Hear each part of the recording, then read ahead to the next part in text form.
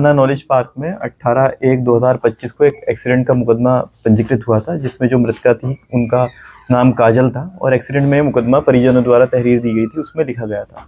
इसमें एक्सीडेंट जब ये लिखा गया तो हमें कुछ क्लूज मिले और कुछ जो हमें इन्फॉर्मर्स हैं उनकी सूचना मिली कि इसको हम एक अन्य एंगल, मर्डर के एंगल से भी इसमें इन्वेस्टिगेशन की जाए। जब उसमें मर्डर के एंगल से इन्वेस्टिगेशन ACP-1 और SHO नॉलेज पार्क की टीम द्वारा इसमें करी गई तो उसमें कुछ अन्य तथ्य जो है प्रकाश में आए। जो एक्सीडेंट में प्रयुक्त कार थी वो एक ब्लैक स्कॉर्पियो थी और वो एक व्यक्ति है शिव पांडे, उसके नाम पे वो रजिस्टर्ड थी, वो उसका मालिक था। और उसमें ये पता चला कि शिव पांडे और जो मृतका है ये दोनों आपस में रिलेशनशिप में थे। लगभग 1 साल से पहले एक कंपनी में मार्केटिंग का काम करते थे, जहाँ से दोनों रिलेशनशिप में आए थे। शिव पांडे मैरिड है, उसकी पत्नी है वो हाउसवाइफ है और उसने ये बात अपनी पत्नी को नहीं बताई थी और अपने मैरिड होने की बात जो इनकी रिलेशनशिप में जिसके साथ थे उसको भी नहीं बताई थी।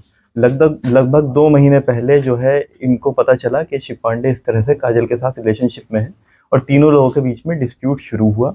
इस डिस्प्यूट के सेटलमेंट को लेके जो काजल है बार बार इनके घर पे जाती थी और उसको लेके इनके आपस में काफ़ी बार मनमुटाव हुआ था, डिस्प्यूट्स हुए थे और उसमें एक सेटलमेंट की बात चल रही थी जिसमें काजल ने कहा था कि कुछ प्रॉपर्टी या कुछ अन्य चीज़ वो है वो काजल को दी जाए।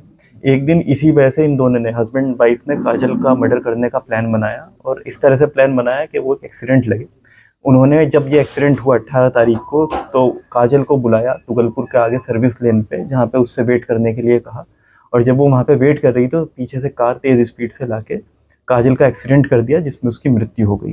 तो ये एक्सीडेंट की धाराओं में लिखा गया था, लेकिन जैसे फिर फैक्ट्स डेवलप हुए और इन्वेस्टिगेशन में आगे बढ़ी, इसमें तरमीम किया गया है इसको मर्डर में। दोनों ये हस्बैंड वाइफ और घटना में प्रयुक्त कार बरामद हो चुकी है। ये मूल रूप से सुल्तानपुर के रहने वाले हैं। यहाँ पे सेक्टर 110 में इनका घर था। दोनों को गिरफ्तार करके जेल भेजा जा रहा है। अग्रिम विधिक कार्रवाई इसमें प्रचलित है। घटना के बाद महिला भी गाड़ी के अंदर? हाँ, दोनों हस्बैंड वाइफ एक साथ ही एक कार में मौजूद है। आरोपी वर्तमान में क्या करता है? ये मार्केटिंग का काम करता है।